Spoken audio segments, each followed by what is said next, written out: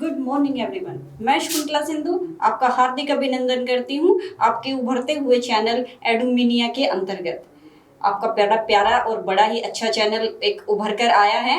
जैसे जैसे आप स्पोर्ट्स करते रहेंगे हम नई नई जानकारियां आपके सामने लेकर आते रहेंगे। तो आज हम अपनी एक वीडियो के माध्यम से जो बड़ी ही इंटरेस्टिंग वीडियो लेकर आए हैं, हम शॉर्ट वीडियो लेकर आए हैं क्षितिज भाग 1 के अंतर्गत काव्य खंड कक्षा 9 की तरफ से। और हमारी कविता का नाम है यमराज की दिशा। उत्तर दक्षिण पूर्व पश्चिम 4 दिशाओं के रूप में जाना जाता है कि उत्तर दक्षिण पूर्व पश्चिम दिशा होती है कि यमराज की दिशा दक्षिण दिशा को माना जाता है वैसे तो। और यमराज होता है मृत्यु का देवता जो हमारे प्राणों को हर लेकर जाता है, यानी हर ले जाता है, अपने साथ ही लेकर जाता है। जब भी यमराज का देवता आता है तो कोई ना कोई अपने किसी न किसी को अपने साथ लेकर ही चला जाता है। तो यमराज की दिशा, और इसके कवि है हिंदी के सुप्रसिद्ध कवि चंद्रकांत देवताले।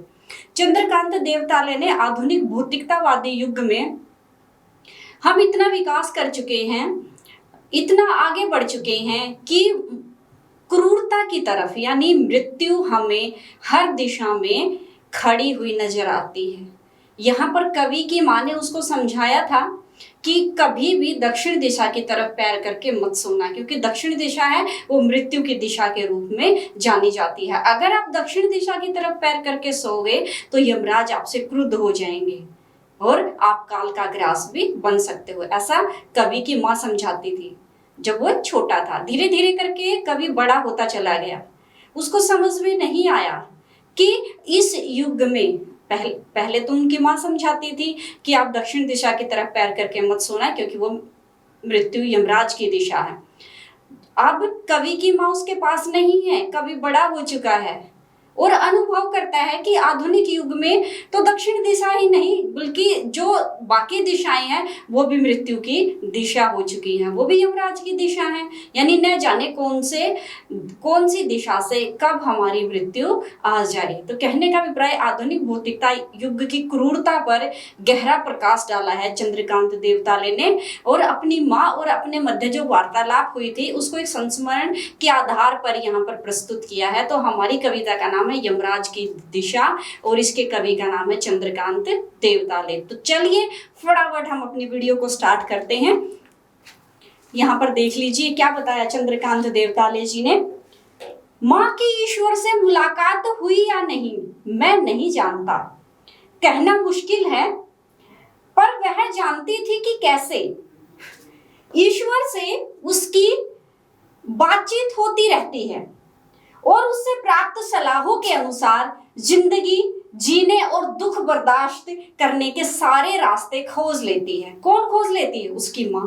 प्रसंग लिखेंगे कि प्रस्तुत काव्यांश या प्रस्तुत पंक्तियां हमारी हिंदी के पाठ्य पुस्तक क्षितिज भाग 1 के अंतर्गत काव्य खंड में से चंद्रकांत देवताले द्वारा रचित सुप्रसिद्ध कविता यमराज की दिशा से अवतरित है।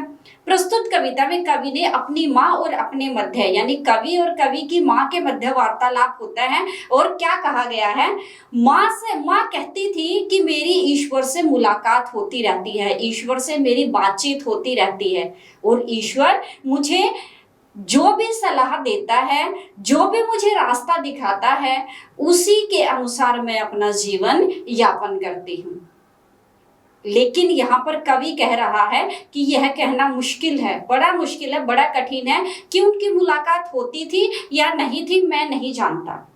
आगे बताया है उसकी माँ उसको बार बार कहती थी कि मेरी ईश्वर से मुलाकात होती है, उसी से प्राप्त सलाहों के अनुसार मैं अपना जीवन यापन करती हूँ और मेरे अंदर अपनी जिंदगी के दुखों को बर्दाश्त करने की शक्ति क्या है? परमपिता परमेश्वर की कृपा से ही आती है। और सारे दुखों से निपटने के लिए एक रास्ता मुझे ईश्वर दिखाता है।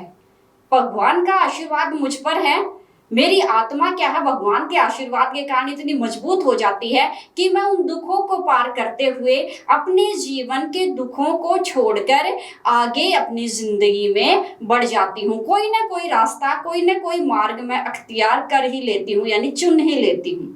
ऐसा कवि की माँ कहती है कवि को समझाते हुए जब वो छोटे थे।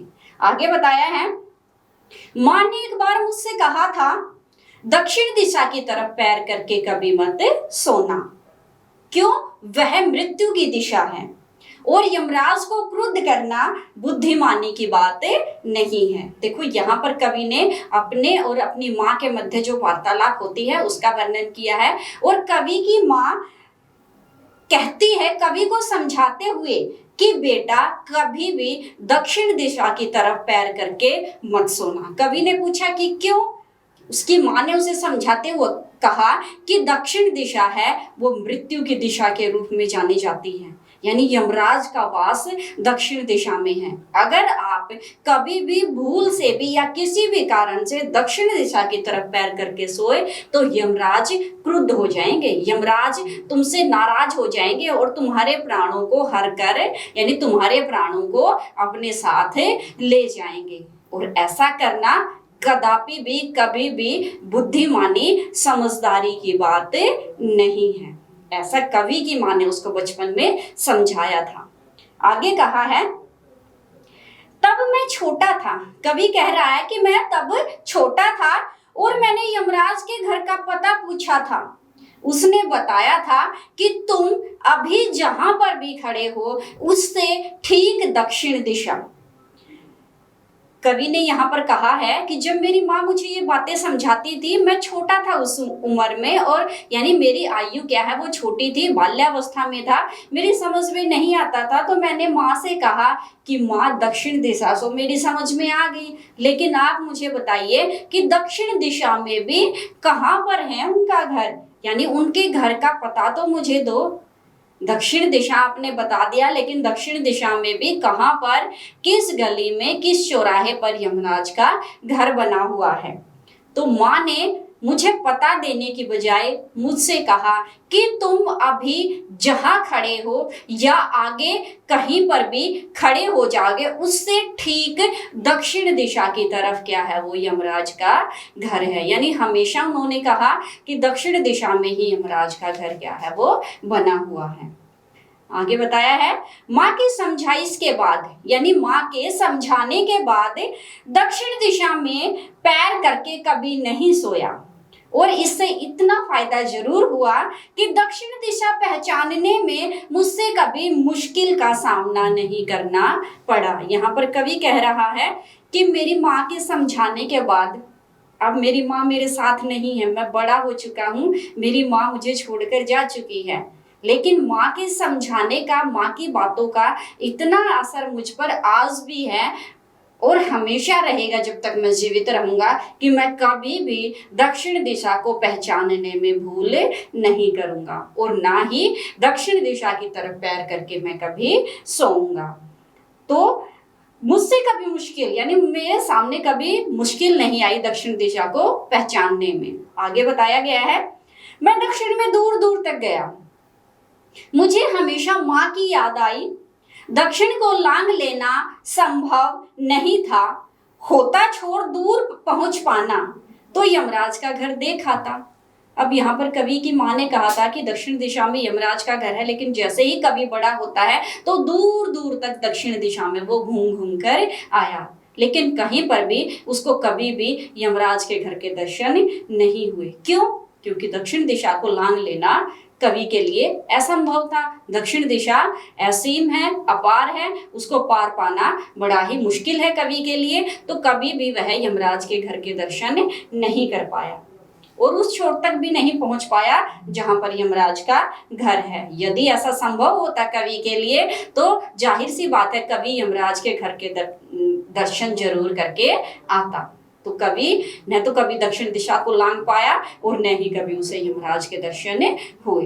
अब माँ उसके साथ नहीं है, लेकिन फिर भी उसके समझाने का नतीजा यह हुआ कि हमेशा दक्षिण दिशा से संबंधित एक ही बात उसके मन में रही। आगे बताया है पर आज जिधर भी पैर करके सो वही दक्षिण दिशा हो जाती है।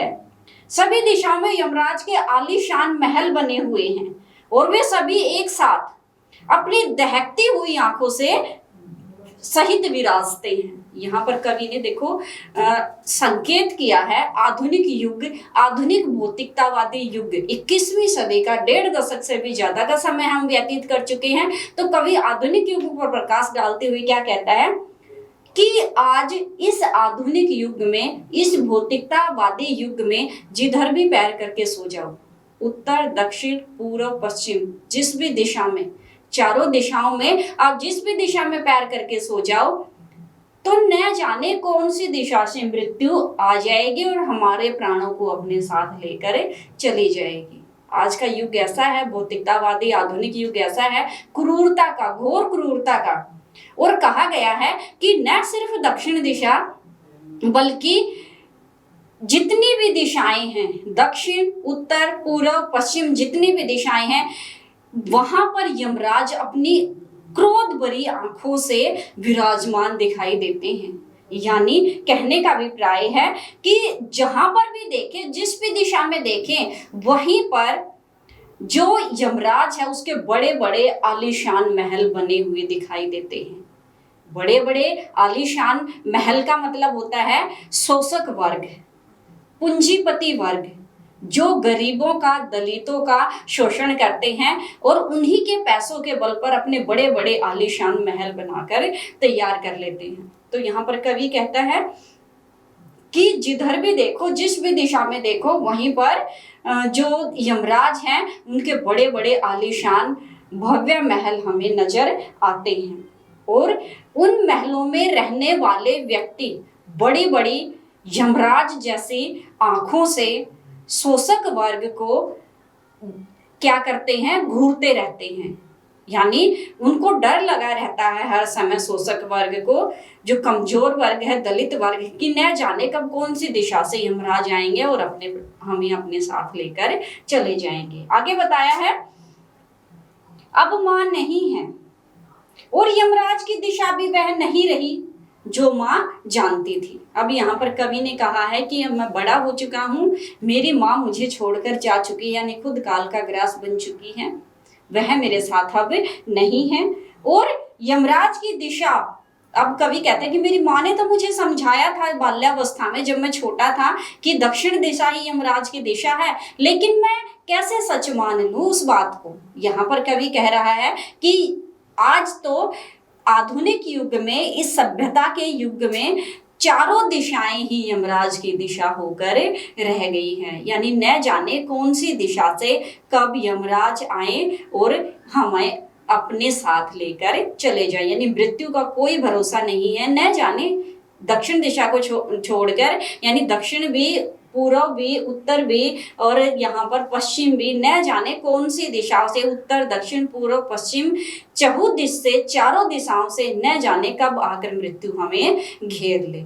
तो यहाँ पर चंद्रकांत देवताले ने यमराज की दिशा है जो उसकी माँ ने उसको बताई थी बाल्यावस्था में, उस पर प्रकाश डाला है। और कवि ने एक छोटे से प्रसंग के साथ हर दिशा, आधुनिक युग की भौतिकतावादी जो सभ्यता है, संस्कृति है, क्रूरता का जो यहाँ पर पक्ष की प्रकाश डाला गया है, क्रूरता पर, पूंजीपति वर्ग है वो किस प्रकार से निम्न और छोटी जातियों का शोषण करके अपने बड़े बड़े महलों का निर्माण कर लेते हैं और दहकती हुई आंखों से उनको घूरते हुए रहते हैं।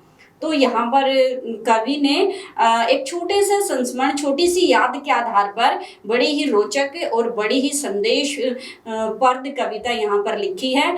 यहाँ पर कविता का विशेष हो सकता है, विशेष एक निचोड़ होता है कि कवि ने अपने कविता को सुंदर बनाने के लिए क्या प्रयास किया है। तो यहाँ पर कवि ने शुद्ध साहित्य के हिंदी भाषा का प्रयोग किया है, सामान्य बोलचाल का प्रयोग किया है कि, और इसके साथ साथ उर्दू के शब्दों का भी प्रचुर मात्रा में प्रयोग किया है। और उर्दू के शब्द भी ज्यादा जटिल नहीं है, बल्कि सामान्य बोलचाल के जो शब्द हैं, जो मुंह जबानी यानी मुंह पर चढ़े हुए, जबान पर चढ़े हुए हैं, उन्हीं शब्दों का यहाँ पर प्रयोग किया है।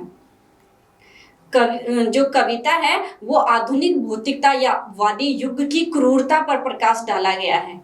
कवि और कवि की जो माँ है उसके मध्य जो वार्तालाप होता है, निष्ठा पूर्वक, सम्मान पूर्वक, प्रेम पूर्वक, तो उस पर प्रकाश डाला है। और कवि की माँ की आस्थावादी विचारधारा पर प्रकाश डाला है कि कवि की माँ कहती थी कि मेरी ईश्वर से मुलाकात होती रहती है और ईश्वर मुझे जो मार्ग दिखाता है, सच्चा मार्ग दिखाता है, उसी पर चलकर मैं अपना जीवन यापन कर रही हूँ और दुखों को बर्दाश्त कर रही हूँ।